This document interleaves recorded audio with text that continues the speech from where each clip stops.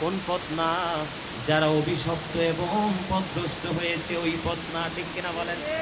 আল্লাহর কাছে আমরা ওই পথ প্রার্থনা করেছি। যারা নেয়ামত প্রাপ্ত হয়েছে ওই পথ, ওই রাস্তা, ওই নেয়ামত যেন আল্লাহ আমাদেরকে দান করেন।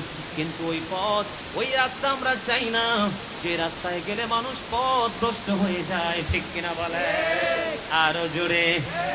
আপনারা কি পথভ্রষ্ট হতে চান?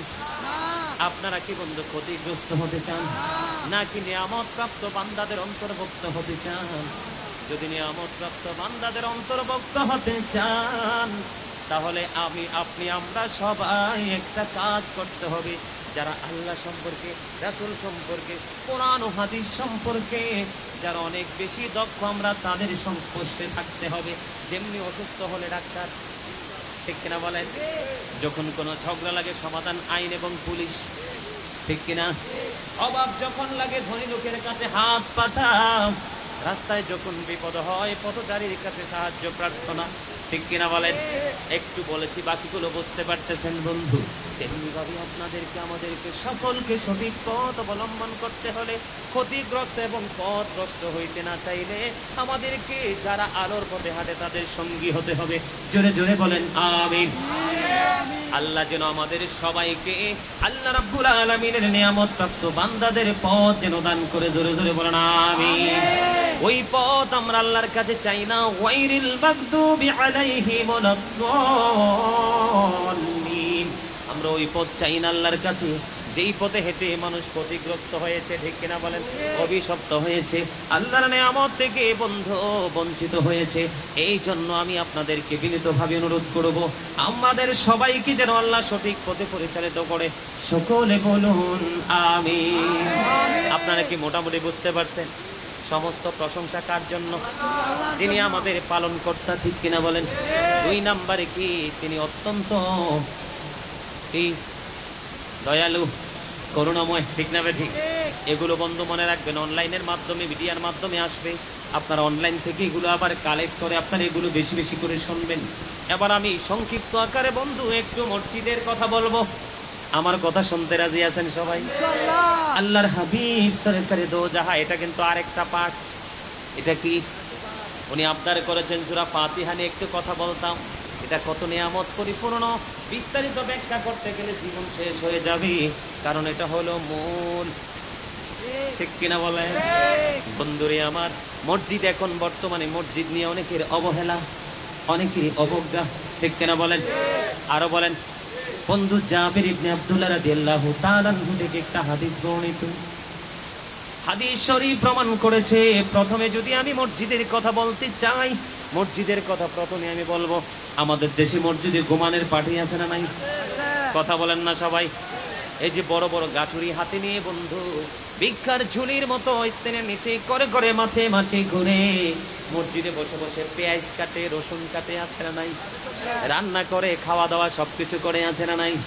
বন্ধু মসজিদের আলোচনা করতে গেলে অনেক তথ্য আসবে, কেউ রাগ করবেন না।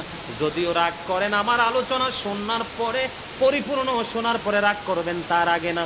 যদি আগে রাগ করে ফেলেন, কথা বলার মেন্টালিটি, কথা শোনার মেন্টালিটি নষ্ট হয়ে যাবে। বন্ধুরে আমার, হাদিস শরীফ প্রমাণ করেছে আমার নবী, আপনার নবী, দু জাহানের বাদশা নবী। এগুলো ছোট ছোট করে নিবা, টপিক আকারে নেবা, এগুলো কিন্তু খুব গুরুত্বপূর্ণ বিষয়। আমি কিন্তু এই ওয়াজগুলো সচরাচর করি না, আমার মনে পড়ে না কখন করেছি, কিন্তু আজকে সিদ্ধান্ত করলাম যেহেতু নতুন একটা মসজিদ নির্মাণাধীন, এই বিষয়গুলো নিয়ে একটু আলোচনা করব, যেহেতু মিডিয়ার মাধ্যমে প্রকাশিত হবে। বন্ধুরে আমার, হাদিস শরীফ প্রমাণ করেছে আমার নবী বলেছেন, তোমরা কাঁচা পেঁয়াজ খেয়ে, কাঁচা রসুন খেয়ে তোমরা মসজিদের দিকে কদম দিও না। খাওয়ার পরে মুখ থেকে দুর্গন্ধ বের হয়, এটা কিন্তু সহ্য হয় না, হয় এটা কিন্তু সহ্য হয় না। খাওয়ার সময় মজা করে খাওয়া যায়, কিন্তু কথা বলার সময় কেউ দেখবেন আপনার সামনে দাঁড়াবে না। আল্লাহর হাবিব বলেছেন, যেই জিনিস আদম সন্তানকে কষ্ট দেয়, সেই জিনিস ফেরেশতাদেরকেও কষ্ট দেয়। তার মানে আমরা যখন মসজিদে ঢুকি বন্ধু, ফেরেশতারা হাজিরা কাটার মতো ডায়েরি খাতা নিয়ে দাঁড়িয়ে থাকে। যিনি প্রথম আসবে তার রোল নাম্বার কত, যিনি দ্বিতীয় কাতার আসবে তার কত, তারপরে কত, এমনি করে করে বন্ধু ডায়েরিতে লিপিবদ্ধ করা হয়। এই জন্য আমি বলবো এটা শ্রেষ্ঠ বাইতুল্লাহ, এটা কাল কিয়ামতের দিন সব কিছু ধ্বংস হয়ে যাবে, কিন্তু আপনি যদি বাইতুল্লাহর সাথে প্রেম করেন, এই বাইতুল্লাহ আপনাকে ছাড়া সে জান্নাতে যাবে না, সব ধ্বংস হয়ে যাবে। আল্লাহকে বলবে এটা তো জান্নাতের বাগান, আল্লাহর ঘর বাইতুল্লাহ। আল্লাহকে বলবে আল্লাহ, দুনিয়াতে যারা আমাকে মুহাব্বত করেছে, আমার গোলামি করেছে, আমার খোরাক যারা জুগিয়েছে, তাদেরকে আমাকে দাও। জোরে জোরে সুবহানাল্লাহ। এই জন্য বলছি বন্ধু, আমাদের দেশে দেখবেন মসজিদে মসজিদে ঘুমায়, একটা ঘুমাইতে পারে, সে হলো কি, যেমন দূর থেকে আসবে মুসাফির, কোথায় থাকার জায়গা নাই, মসজিদে সে একটু অবস্থান করবে, এটা হলো বন্ধু তার জন্য ইন কেস, ঠিক কিনা বলেন? আরেকটা হলো আপনি যদি কখনো মনে করেন যে আমি এমন একটা কাজে হাত দিয়েছি যে আপনি মনে মনে মান্নত করেন, এরকম অনেকে মান্নত করে না, আল্লাহ গো আমাকে যদি ওই নিয়ামত তুমি দান করো, আমি তোমার ঘর বাইতুল্লাহতে ইতিকাফ করব। আরেকটা কোনটা আমাদের যেটা বেশ সচরাচর করি আমরা, সেটা হলো রমজান মাসে শেষ 10 দিন বন্ধু মসজিদে ইতিকাফ করতে হলে রোজা রাখা লাগবে।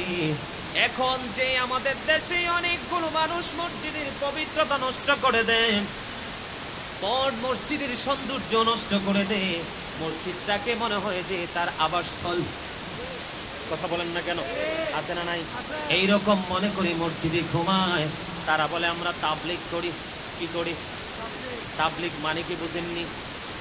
তাবলীগ মানে কি বুঝাই আপনাদেরকে?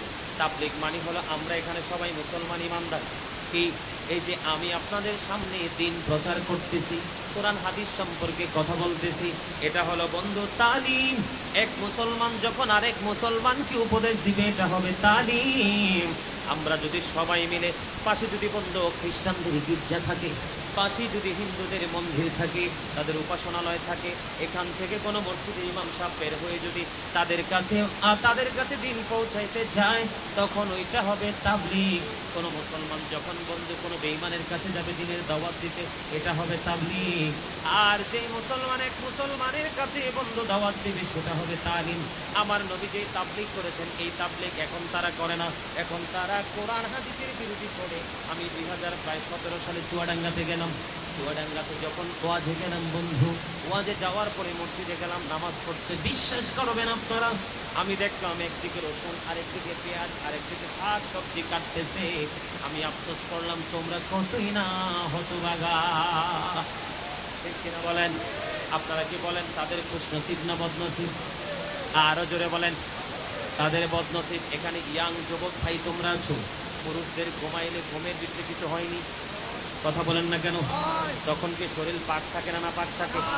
এরা এত বড় দুষ্ট ক্যাটাগরির মানুষ বন্ধু, ইয়াং যুবকদের মগজ ধোলাই করে করে মসজিদে চলে যায়, মসজিদে বন্ধু ঘাটুরি নিয়ে নিয়ে তাদেরকে ঘুরে বেড়াতে বাধ্য করে। ও বন্ধু, এত যদি মসজিদে ঘুমাইলে যদি এত বেশি সওয়াব হতো, লটারি করে লক্ষ লক্ষ টাকা খরচ করে মানুষ মক্কা মদিনায় কোনোদিন যেত না, ঠিক না বলেন?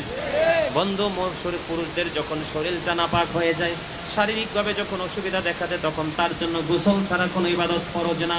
এই যে কন্টিনিউ পবিত্র ঘর, আল্লাহর ঘর বাইতুল্লাহ, এটার মধ্যে পুরুষ ইয়াং ছেলেরা ঘুমায়, এই দায়ভার কে নিবে?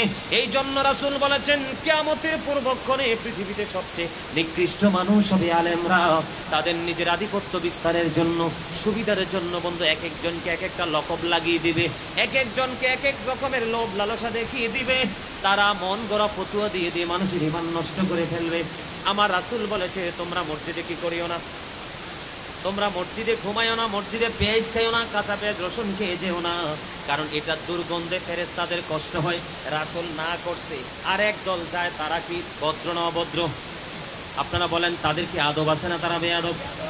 আরো জোরে বলেন কি? নবী বলেছেন, ইয়া আইয়ুহাল্লাযীনা আমানু লা তারফাউ আসওয়াতাকুম ফাওকা সাওতিন নবী। আল্লাহ বলেছেন, হে ইমানদারগণ, তোমরা আমার হাবিবের কণ্ঠস্বরের উপর তোমাদের কণ্ঠস্বর উঁচু করিও না। যারা নবীর হাদিস শরীফ ওভারটেক করে মসজিদে ঘুমায়, ও বন্ধু, তারা 100% বেয়াদব। আর বেয়াদবের জন্য কখনোই জান্নাত বরাদ্দ নয়।